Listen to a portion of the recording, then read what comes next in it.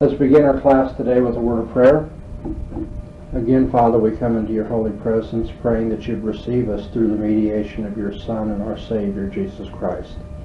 We do come before you to praise you, to honor you as the one who made heaven and earth, the one who is sovereign over all things, who works all things after the counsel of his own will. We do thank you for the security of knowing you in a saving relationship because of the mercy and grace of our Savior, Jesus Christ. We thank you for the way in which you take care of us and watch over us. We do pray that you would bless our time together as we study the history of philosophy, that we might appreciate all the more the riches that we have in your own self-revelation.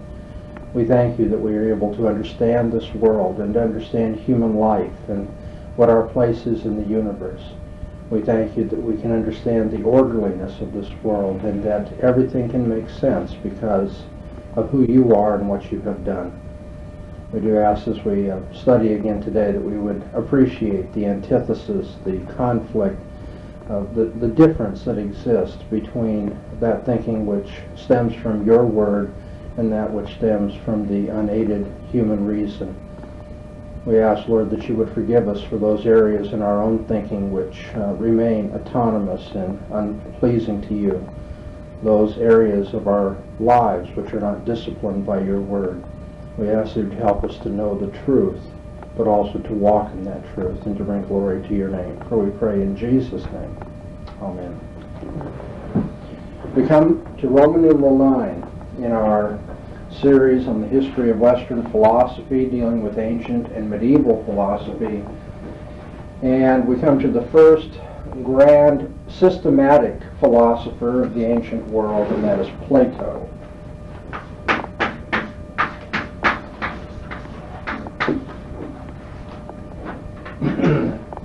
The next series of lectures that we have will be on Plato's best student, and that was Aristotle. Aristotle revolutionized philosophy, made a major contribution in his own way. In fact, so much so that after Plato and Aristotle, to a large extent, the history of philosophy is the playing out of the differences between them and the attempt to deal with the conflict between Plato and Aristotle and their two different systematic approaches to reality, knowledge, and living. Now, the study of knowledge, how we know, is called what? Okay, and the study of how we should live our lives is called what? Ethics. And the study of the nature of reality is called? Metaphysics. Very good. So, if we have a systematic philosophy, it is going to say something about all three of those areas: the nature of reality, how we know what we know, and how we should live our lives. And a philosophy is better as a philosophy to the degree that these three distinctive areas harmonize with one another. There's a relationship of support or application between these three areas in a way that previous philosophers had not achieved. Plato and Aristotle bring us a systematic network of convictions about reality, knowledge, and human life, which all fit together. First thing I want to talk about regarding Plato, A on your outline, will be Plato's troubled context. I think it helps us to understand the greatness of Plato's contribution to the history of pagan thought. It's still pagan thought, but among the pagans, he's one of the greats.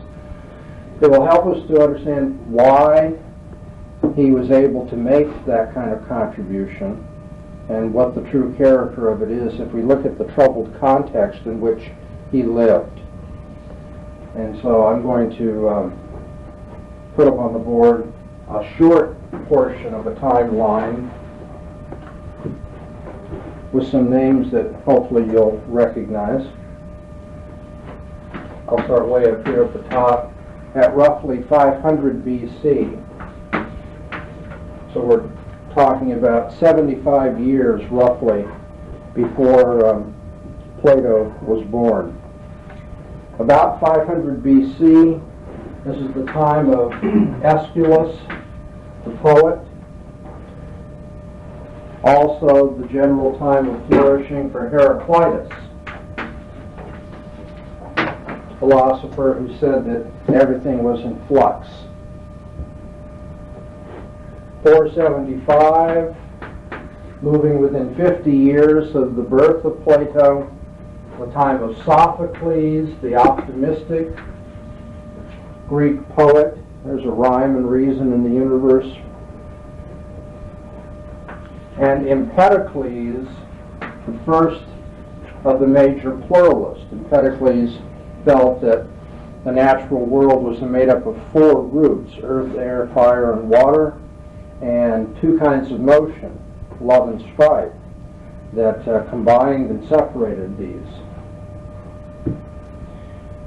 450, Euripides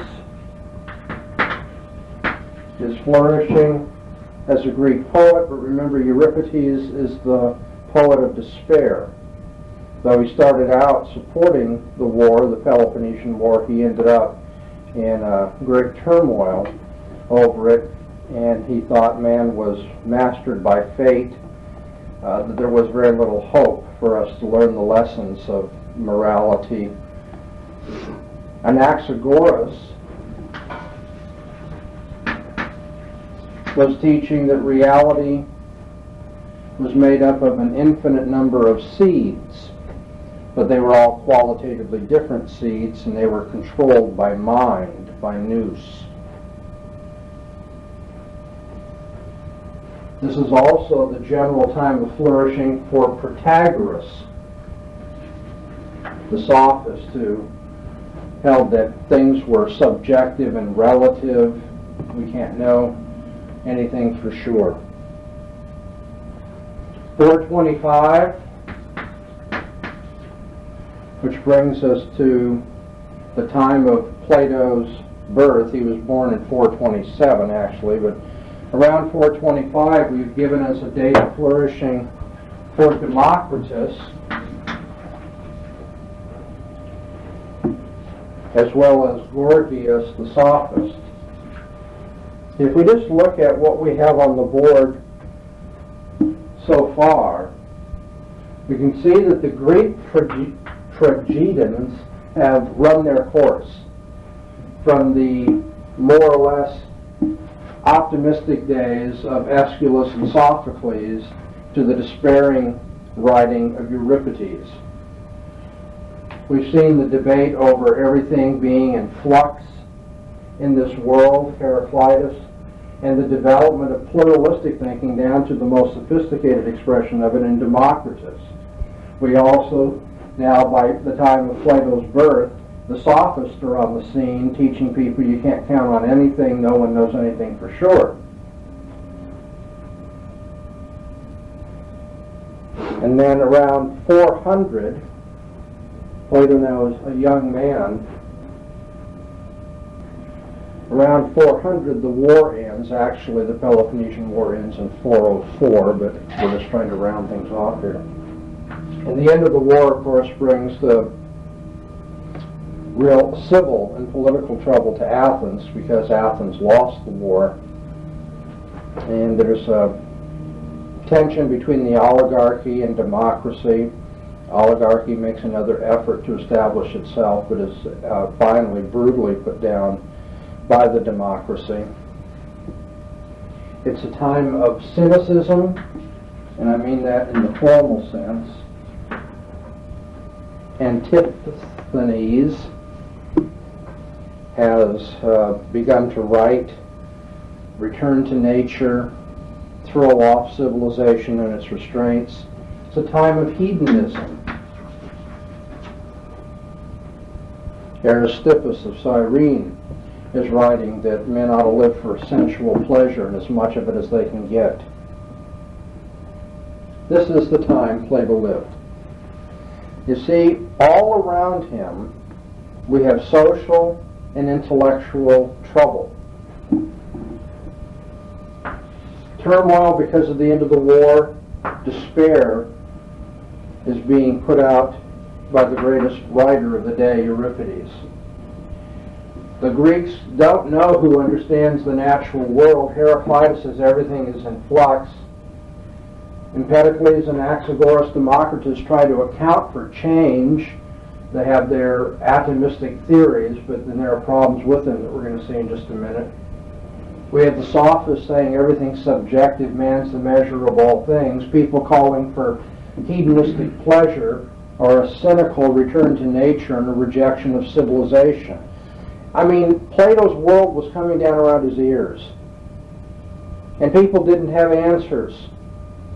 You begin to see what he was working against, and also then the greatness of his contribution. Plato figured that he had to provide a philosophy that holds to the objectivity of reality, the usefulness of man's reason in knowing it, and an absolute good by which men should live. Plato was born in a day of despair, materialism, and subjectivism. As a young man, he saw the war lost and the resultant political insecurity, the advocacy of hedonistic pleasure, and a cynical return to nature with a rejection of civilization. I want to look at this picture again that I've kind of diagrammed with a timeline and be a little more specific about the philosophical milieu in which he was living. Just so you understand, we're at a day which is really a watershed because Greek philosophy could not answer the basic questions. Is there an absolute morality? Is there a regularity in nature? Can we use reason to know this world? These issues were up for grabs. Plato did not want to see Greek civilization continue to slide. He didn't want to see the destruction of Greek civilization politically, or the undermining of absolute moral values, as with the sophists. He did want to salvage a rational knowledge of the world, which the atomist hadn't been able to provide. So let's back up to 525 BC. It's not up on the timeline, but let's remember the Pythagoreans. The Pythagoreans said that the cosmos was pervaded by a mathematical order.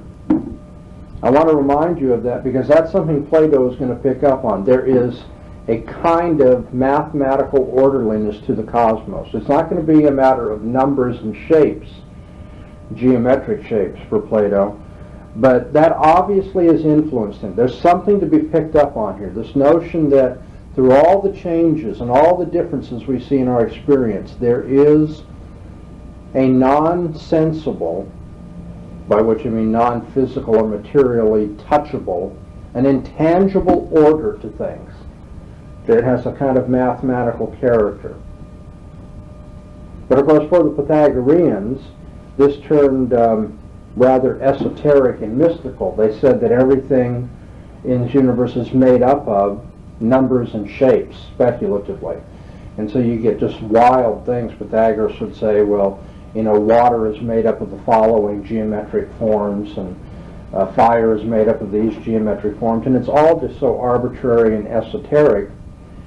And it leads the Pythagoreans not so much to understand the world and to use it, but to contemplate the eternal truths, the truths of mathematics that come to expression in the physical world.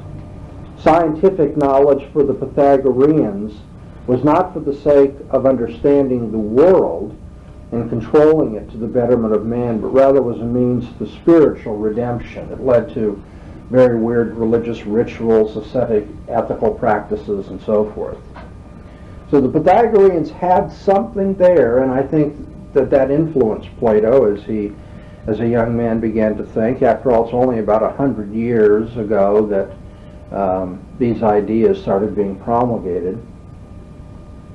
I've already indicated that the war, the Peloponnesian War, brought political disunity, a loss of personal confidence and hope among Plato's contemporaries. But perhaps the biggest threat on the ideological horizon for Plato was the sophist. Plato was very concerned about the adverse influence of the sophist. The sophist represented a kind of enlightened opposition to conservative and traditional values, and certainly opposition to superstition. They had no respect for ancient Greek religion, that which we read of in Homer and the other poets. Plato would agree with the sophists in their opposition to superstition, but not in their alleged enlightened opposition to conservative traditional values. The sophists recognized that with the gods being rejected as nothing more but the outcome of human imagination, that this left things up for grabs morally.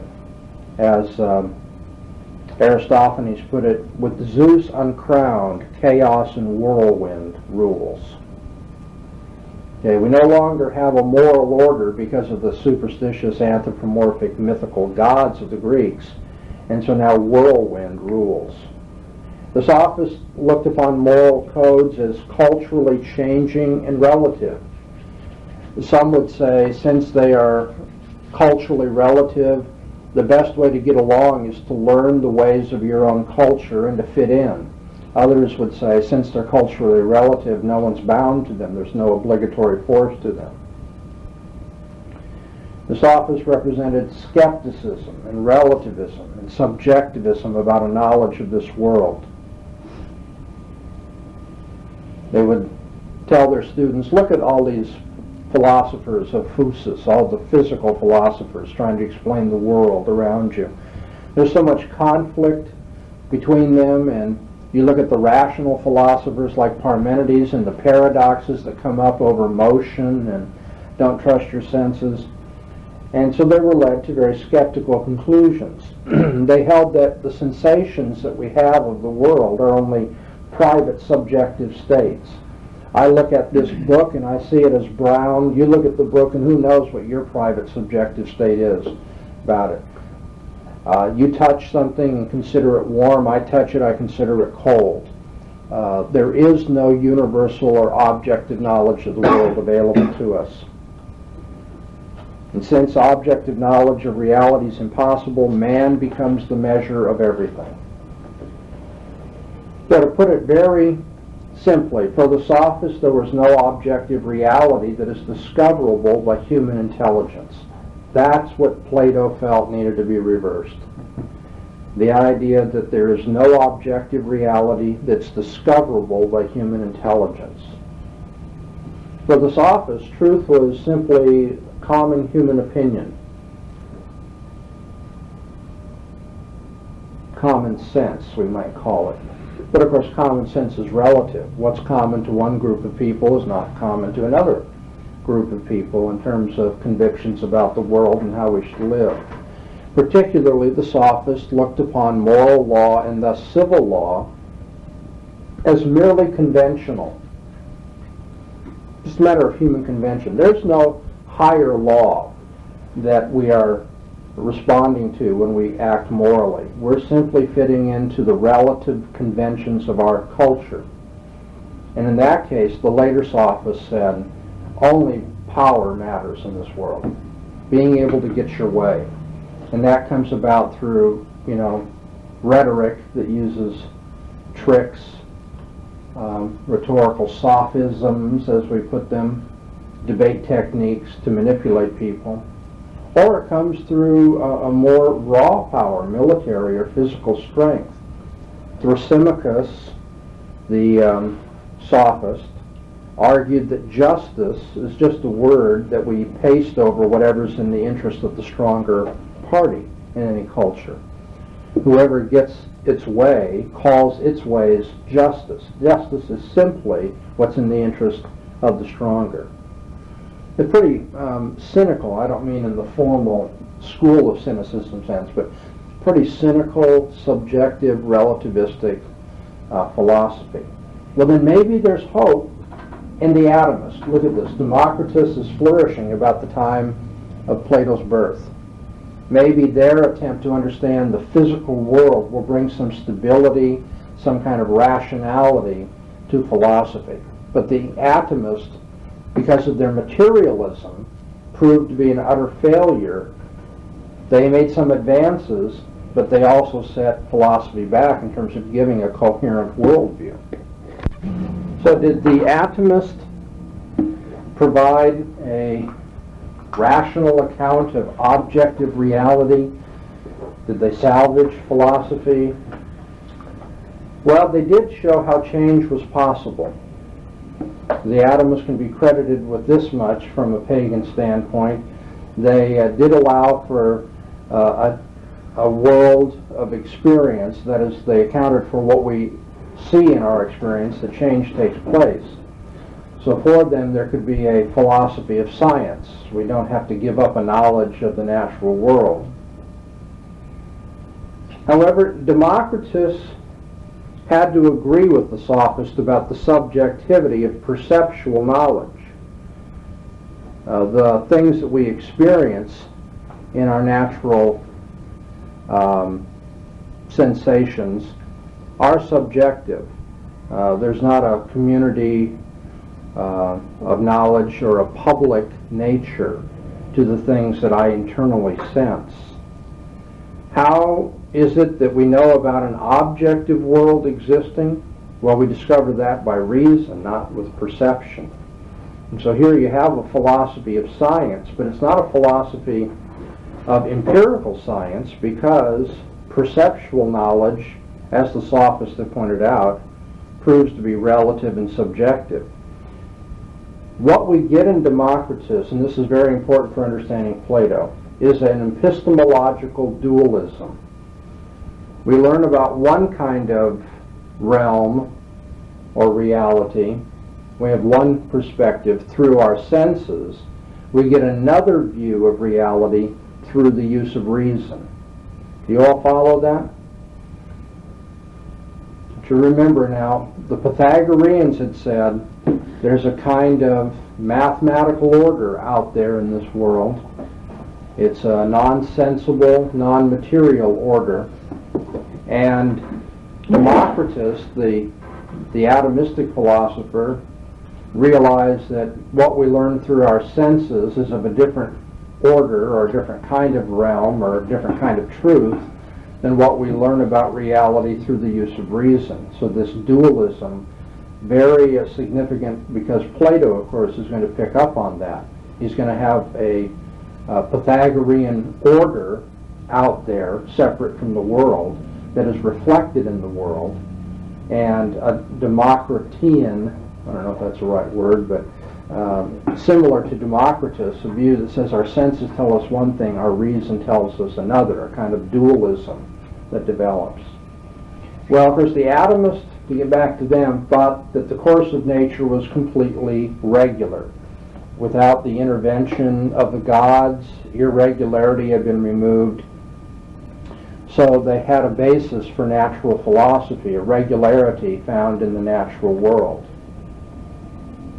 But there was problems with their view of the natural world, not the least of which is, if the course of nature is completely regular and man is part of nature, after all they ruled out gods and the divine as a supernatural force and said that everything is matter, everything is atoms in motion in empty space. They have now a regular view, nature is seen as completely regular, but if man is part of nature, then man is completely regular and predictable, and there goes free will. There goes what is unique to man. Democritus was willing to buy into that. Later, Epicurus introduces the notion of the swerve, to try to get around that problem. Well, so the materialistic view of the world offered some philosophical hope, but then it was set back, and then it eliminated human reality, eliminated what is unique to man. Moreover, the atomistic view of natural regularity was somewhat arbitrary. There was no proof of natural regularity. It was just taken for granted. It was asserted. It was just put out there. Everything is atoms falling through empty space. Well, it's one thing to say that, it's another thing to prove it. They offered no proof, they just said that's the only thing that will make sense out of our experience and our ability to learn about the world. Obviously, Democritus had no knowledge of the future. You can only know what you experience. How did he know that in the future the atoms would keep falling regularly through empty space? He had no way of knowing that. So you have natural regularity, but it's arbitrary. It's not proven. For the atomist, the material world was eternal. The material world cannot be destroyable, it's not destructible, because since there is an infinite amount of time in the past and in the future, if the world could be destroyed over time, and there's been an infinite amount of time in the past, it would now be nothing. But since there is something that we experience, then the world which has been here eternally must be indestructible. You see any arbitrariness in that? I mean, aren't there other conclusions one could draw? Like maybe the world's not eternal, but since they wanted to be materialist, matter is the basic reality, then matter is eternal. Plato is going to assert the same kind of view, the eternality of the material world. The atomists had other problems philosophically. They thought of atoms as bodies, the kinds of bodies, not with all the same characteristics, but the kind of bodies that we perceive in our common experience. Okay, so the world is made up of little small bodies, little atoms. And yet, the world of atoms was known not through common experience, but through the use of the mind. They were mental constructs. They were theoretical constructs. They were not something that anybody had experienced or knew in an empirical way. That then raises the question, how do you validate your reasoning process? Why do you trust your mind as a means for knowing objective reality? Especially when the objective reality of what you're speaking seems to run contrary to our natural experience of the world. The atomist had said these atoms were falling through infinite space. But let's stop and think about that. If space is infinite, then it has no boundaries. If it has no boundaries, there's no sense to directional adjectives like up or down. Up or down makes sense in a box where there are boundaries, even a very big box, but up and down have no sense in an infinite universe. In which case this idea that the atoms just naturally fall, I mean we know that apples fall off trees and when you let go of the scissors they fall to the floor. The idea that there's just this natural tendency in things to fall no longer makes sense if the universe is infinite in its dimensions. You can't take for granted falling then. Well, what then causes things to fall? Okay? Yeah, I was going to say, if it's infinite, how can you have a motion? Because, relatively speaking, there's nothing to make it say it's going from one location to another. Well, they said as a rational construct that there's motion there. But the only way you perceive motion, of course you can't see the atoms, they're too small, but the only way we would perceive motion is relative to other things that are in motion. Okay, so if everything's falling through space, but then I run the track and I increase my speed of falling relative to your sitting in the stands watching me, then it looks like that I'm moving away from you, and I am. But nevertheless, even the person who is a spectator sitting in the stands is atoms falling through space. I've already mentioned how Epicurus came up with the embarrassing doctrine, the arbitrary doctrine of the uncaused swerve, so that we now have human beings making choices. But, I mean, that just is so embarrassing. We're supposed to have a causal account of the natural world. But here we have an uncaused event so that we can make sense out of man choosing things. Is we have a mechanistic explanation, a mechanistic account of the cosmos, and it is simply incomplete. There seems to be some advantages, but this is not a complete account. It leaves too many questions unanswered, or answered very poorly. But the problems with atomism are even greater than the piddly ones that I've been mentioning along the way. These may seem like big problems. After all, they have arbitrariness and an incomplete account. But their account of the universe makes no sense also. It makes no sense to hold that one set of atoms that you call a man.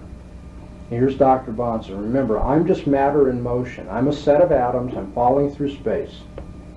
It really makes no sense to hold that one set of atoms called man experiences another set of atoms, the perceived object, as having certain qualities. Okay, I'm looking at this brown book. And as I touch it, it feels pliable. It's a soft-bound book. Okay, it has a certain texture and so forth. But now on the atomistic account of reality, I am one set of atoms. This book is one set of atoms. What does it mean for one set of atoms to experience another set of atoms as brown, as soft, as pliable? What is this experiencing as? Atoms are atoms are atoms. The rocks that line the flower bed don't experience the flowers. You get the point? Rocks are made up of atoms, flowers are made up of atoms. Rocks don't experience flowers. What does it mean that man, atoms falling through space, experiences something else falling through space as brown, pliable, bookish? You see, this doesn't make sense of human perception or self-consciousness. Moreover, what is my thinking? When I think through a problem, let's say I think all men are mortal, Pete is a man, therefore Pete is mortal. Now what has happened in that thought process?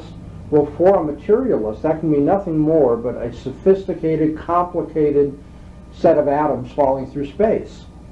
The thought process is not an inference as we have understood it. Reasoning is not an inference. It's just another kind of motion, like billiard balls. And that just seems preposterous. Especially when these fallen atoms, which are my thinking process,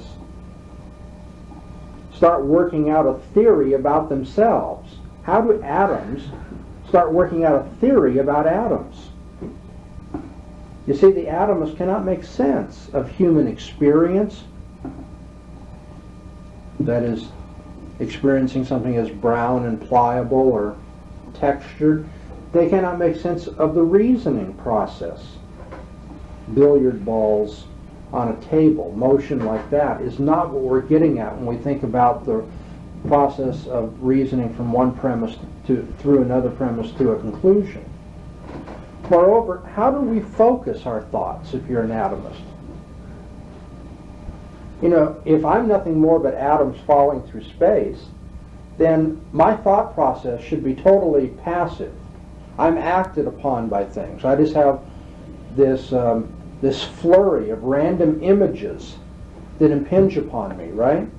How am I able, if I'm nothing more but atoms falling through, how am I able to focus on one image and exclude the others, all of which are impinging on me right now? That is, how is it that I can focus on Pete and avoid looking at the door and Jay and other sorts of things? How do I have that ability to focus my thoughts? But worse, how do I have the ability to think about something that's not part of my experience right now at all? I can think about Hawaii and lying on the beach. How do atoms falling through space focus their thoughts? And what are the abstract ideas that we think about? Abstract ideas like logic or love, whatever, are not material objects. How is it that mechanical thought, billiard balls falling through space, have any thought of abstract objects? Now, I've tried to make this a pretty devastating critique, because I want you to see materialism is philosophically preposterous. It cannot make sense of human reality, human experience, human reasoning, abstract objects. But it can't make sense of ethical values either. How could ethical values ever be objective on this theory?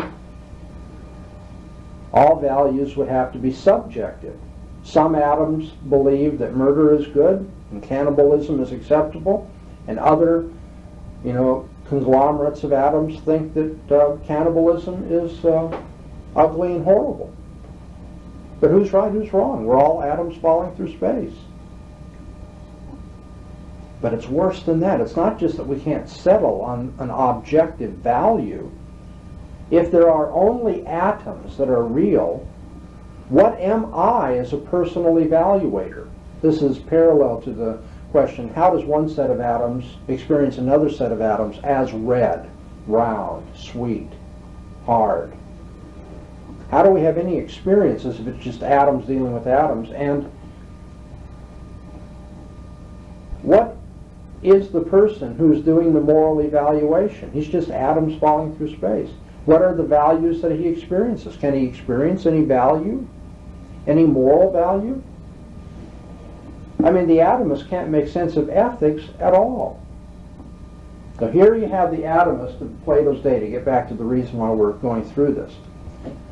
The sophists have run everything into subjectivism and skepticism. And that's going to undermine ethics and civilization. The war has brought a destruction of Greek society. And the atomists are no help to us at all. They seem to begin well, but they end up not being able to give an account of the world that we know, or of the knower, or of the values by which we should be living. You see, atomism refused to appeal to faith or authority. Plato likes that. But they ended up being materialistic and therefore cannot account for rationality, the world, or ethics. The atomists hold that nature is regular now. We don't have the gods interfering and so forth. But their view of the regularity of nature was arbitrary and speculative. And given their explanation of the regularity of nature, it destroyed reasoning, it destroyed moral value, and it destroyed free will. And atomism finally was completely inadequate as a philosophy of man. Life has no significance given a materialistic atomistic view of the world. Religion, ethics, civilized politics are left completely unfounded and completely subjective. Now that's what I'm getting at when in my outline I spoke of the troubled context in which Plato developed his philosophy. How can we have objectivity? How can we have rationality? How can we have moral value? How can we save Greek society, given everything that surrounds him, ideologically and socio-politically? We turn to B then in our outline on Plato, and I want to talk for a few minutes about his life and his relationship to Socrates. The life of Plato and his relation to Socrates.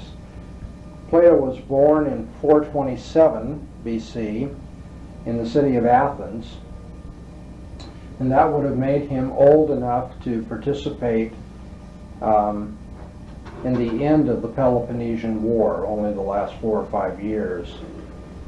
But the important thing is that whether he participated in the war or not, he grew up during those years of defeat that the Athenians had to endure, and the social and economic upheavals that came with the loss of the war. He was born into a noble family. In fact, he could hardly have had it better. His family was part of the oligarchical faction in Athens.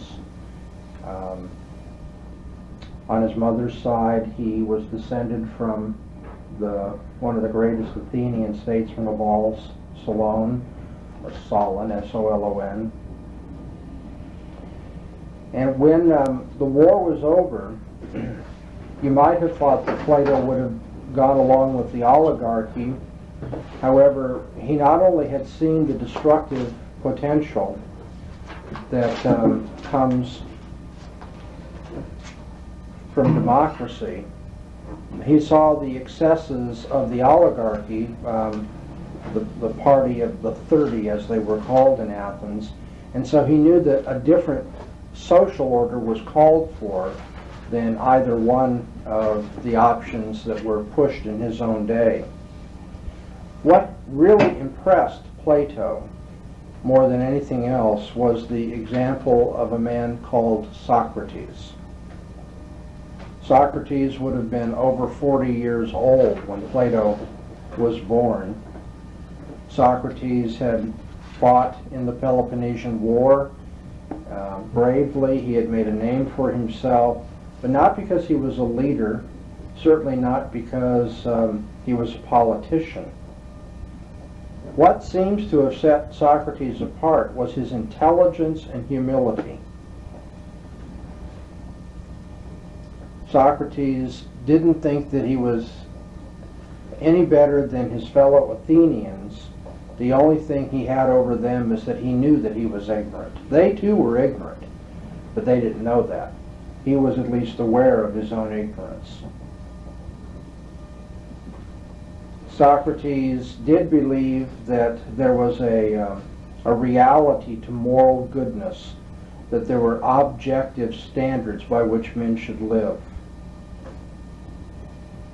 He was a man of common sense, and though he was skeptical about common opinions and cross-examined them in a way that often embarrassed the people who held those views, he also had a deep moral sense and even a religious consciousness about him.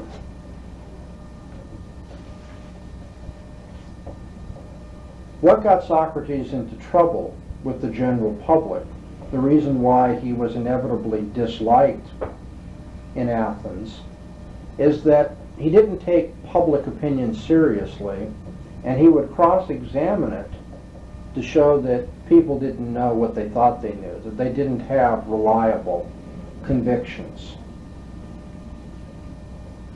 Well, since he was challenging common notions, since he was challenging, if you will, widespread public opinion, it would appear then that he was also challenging the values of the democracy. But of course the democracy, the political order, had a religious sanction in ancient Athens. To challenge the state was to challenge the gods. And for that reason, when Socrates was brought up on charges of corrupting the youth of Athens, leading them to think in an enlightened and critical way, he was simultaneously guilty of atheism because he was undermining the cherished democratic values or the authority of the state round about him. And so Socrates was brought before the assembly to defend himself, and he refused to do it. Well, he did defend himself, but he didn't defend himself in the way that he was supposed to. You see, when you get into trouble in a democracy, what you're supposed to do is appeal to emotion. Socrates should have paraded his wife and his children out and pled for mercy and just look at the hardship you're going to cause if you kill me and stuff like that. In which case he probably would have been told, shut up and go your way and take care of your family. And Socrates would have none of it. Instead, he argued that he had done a great service to Athens. He had performed an educational service for which he ought to be thanked. He argued that he had not done anything wrong. Well, he was convicted and sentenced to die. In that day and age, a teacher who was convicted of charges similar to Socrates would often be given the opportunity, though he was under the judgment of death, given the opportunity just to flee. And so Socrates' friends made arrangements for him to do that, and to their surprise, when they came and said, Socrates, you can get out, you can save your life, go teach elsewhere, Socrates, no, he argued it would be wrong to do that. And he appealed to a moral absolute, a right and wrong that all men are subject to, that all men can know, and once they know it, all men will perform. He said that, in a sense, he had a contract with the state. And if he were to break his word for his own advantage, he'd be no better than other men. That would be the undermining of morality. And so though he doesn't agree with the judgment of the state, it's more important that he submit to the state than that he have his own needs met, and for his own convenience, his living convenience, that he take off and violate the judgment against him. You have to understand that Plato would have been a fairly young man when he experienced Socrates and saw these events. He would not have been one of the older and leading students of the master at this time. But Socrates made such an impression on Plato's life that instead of going into politics, which he could have done very easily given his family's background, he decided to make a career out of philosophy, being a teacher. Now this leads us to a problem that has sometimes been called the Socrates or Socratic problem. When we read Plato's dialogues, the spokesman for Plato is called Socrates. Now, are we to believe that the Socrates of the dialogues is the Socrates of history, or is this Socrates a literary persona used for convenience to be Plato's substitute? Do you understand what I'm saying? Since what we know about Socrates, apart from a couple of fragments in other writers, since what we know of Socrates is dependent so much on Plato's dialogues, then the question is, how much of this is really the historical Socrates that develops these ideas, and how much of this is Plato simply using Socrates as a guise, as a spokesman? And I agree with majority of scholars today who say it would be impossible for us to separate the two out. And it's not really all that important for us to separate the two out. We may know nothing of the historical Socrates. It is possible that everything we have read, apart from maybe the historical details of his trial and death, that everything we read in the mouth of Socrates has nothing to do with what the older, wise teacher that influenced Plato actually said. Maybe all Plato. It may be that Socrates said these sorts of things to a large degree, and Plato just refined them. It may be that early dialogues reflect the historical Socrates, later dialogues reflect Plato's own innovations and so forth. We can't say, but it's not important. We'll simply take it for granted that Socrates, Plato is one character in the history of philosophy. The death of Socrates certainly confirmed Plato's opposition to aristocratic prejudice. Plato was convinced when he saw his teacher executed that a bad state cannot produce good men. And when a state is ruled by the many, by the democracy, it is inevitably a bad state because the many are ignorant people. They are self-centered people. They are not morally noble, nor are they stable. And so Plato knew that he had to find a basis for a good state. If you're going to have a good state, you must have good men. And that means you have to have intelligent men rule the state. And above all, you have to have men who are intelligent because they understand the objective reality of the world. And they know for certain what they know. They don't just simply follow convention or opinion. To put it very simply, the state would never be a good state until it was ruled by the philosophers. And that is a theme that you will see played out throughout Western history.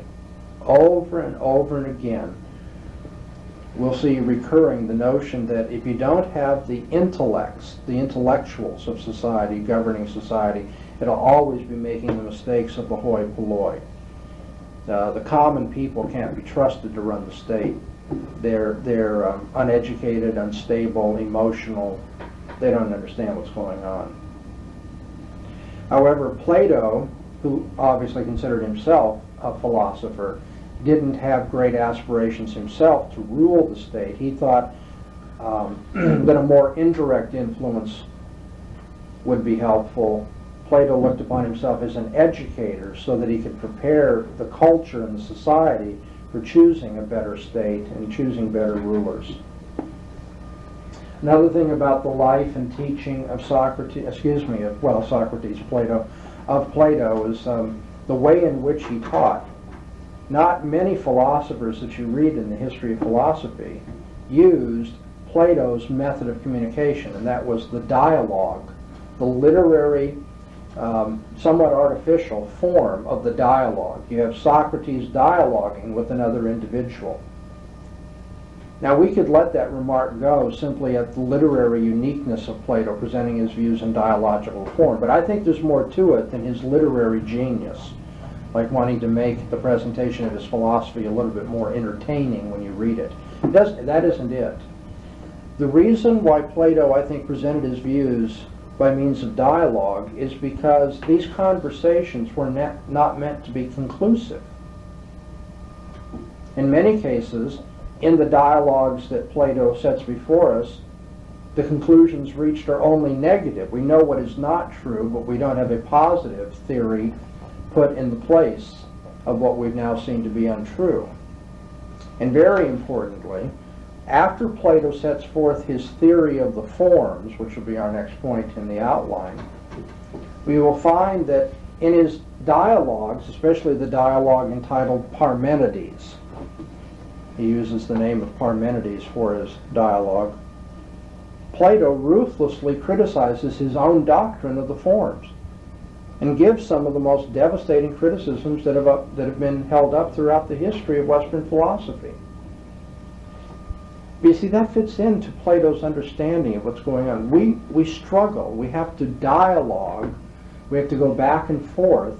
We have to ruthlessly cross-examine even our own opinions as we move closer and closer toward the truth. There was a sense then in which Plato, the rationalist, in the end is a mystic. Even the rationalist cannot give us a suitcase with all of the rough edges cut off. Everything fits perfectly. There are problems with his best theories, and yet he does think that there's progress that is made in the dialogue back and forth. Now, in the collection of letters we have by Plato, letter number 7 is labeled number 7. In this letter, Plato says something which some people think is an exaggeration, maybe tongue-in-cheek. Other people take a little more seriously. In letter 7, Plato claims that he never attempted to put down in writing his views, quote, about the subjects which I seriously study. He goes on, there does not exist, nor will there ever exist, any treatise of mine dealing therewith, for it does not at all admit of verbal expression like other studies, but as a result of continued application to the subject itself and communion therewith, it is brought to birth in the soul on a sudden as light that is kindled by a leaping spark and therewith nourishes itself. In this quotation, he seems to be saying, my dialogues, you can't put in writing the final perception of the truth. So don't think that you'll ever find in a treatise of mine the full answer about the subjects that I'm studying, because the full answer doesn't admit of verbal expression. The dialogue, the rational conversation, the use of human language helps to make things explicit and to work out problems, but we can only work them out so far, at a lower level, as it were. Nevertheless, Plato did believe that the working out of philosophical problems in human language at this lower level, trying to be rational, would be a necessary preparation for that final vision of the truth that could not be put into words. This is very important for us as Christians as we look at the development. Plato is perhaps the greatest rationalist of all time. And yet the greatest rationalist of all has to admit, I can't put everything into rational expression. Ultimately, the truth comes in a vision, like a flash of light.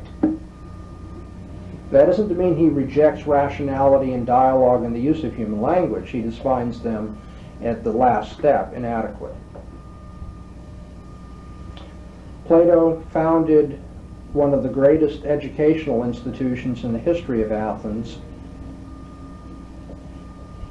It was called the Academy, Plato's Academy. And that school went on to be a training ground for a number of bright fellows and future statesmen in Athens. One final remark about Plato's life. In the year 368 BC, the ruler of Syracuse, Dionysius was his name, died, and he left his brother-in-law Dion to raise his son Dionysius II and prepare him to rule Syracuse. Now, Dion, D-I-O-N, was enamored of Plato's thought and knew of Plato's reputation. And so he asked Plato to come and to help educate Dionysius II philosophically so that he could become the philosopher king. However, Plato had only been there 4 months educating the young king when rival groups in Syracuse forced Dion and his nephew out of the city. And so we never really saw any practical use of Plato's philosophy there in ancient Greece. In the year 366, Plato finally returned to Athens, and in 347, when he was 80 years old, he died. Okay, this first lecture has been an attempt to set the stage for Plato's philosophy and for his place in Greek history and culture. We know his troubled context. We know something about his life and his relationship to Socrates. After we take a short break, we're going to ask ourselves, how did he try to solve these problems and show that there is an objective reality that is knowable by reason and which makes a place for human ethics and can give a stable foundation for civilization? It's a big task, and I don't agree with Plato's answer, but it's one of the most marvelous attempts in the history of pagan thought.